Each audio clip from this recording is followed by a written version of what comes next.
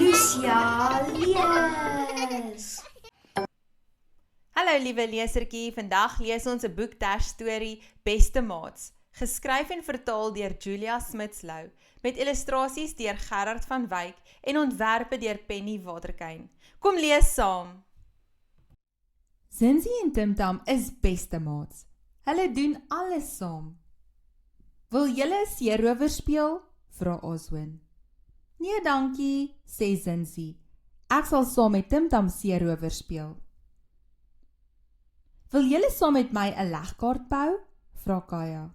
Nee dankie, sê Zinzi. Ek hou daarvan om saam met Timtam legkaarte te bou. Wil julle saam skopfietsresies jaag? Vra die tweeling. Nee dankie, sê Zinzi. Ek sal eerder saam met Timtam resies jaag. Eendag is Timtam nie by die skool nie. Timtam is siek, sê juffrou. Hoekom speel jy nie vandag saam met jou ander maats nie, Zinzi? Oswin maak vir Timtam 'n word gou gesond kaartjie.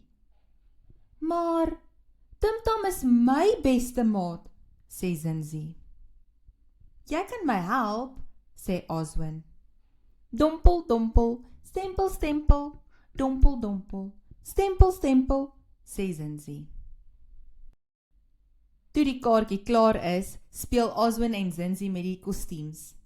Die volgende dag speel hulle een beentjie saam met Kaya. Die dag daarna ry al 3 skopfiets saam met die tweeling. Maandag is Timtam terug by die skool. Kom ons gaan lees saam met Oswin, sê Zinzi. Is Oswin nou jou beste maat? Vra Timtam. Hy's my nuwe maat, sê Zinzi. Hy's ook jou maat. Kyk, ons het vir jou 'n kaartjie gemaak. Wat daarvan as ons almal saam speel? Goeie plan, sê Timtam. Ons kan almal beste maats wees. Fluit, fluit, die storie is uit. Ware vriendskap beteken nie jy moet kies tussen maatjies nie.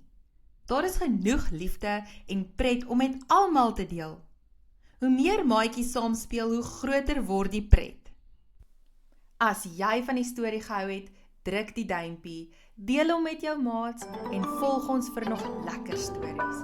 Sien jou volgende keer saam met Lucia lees.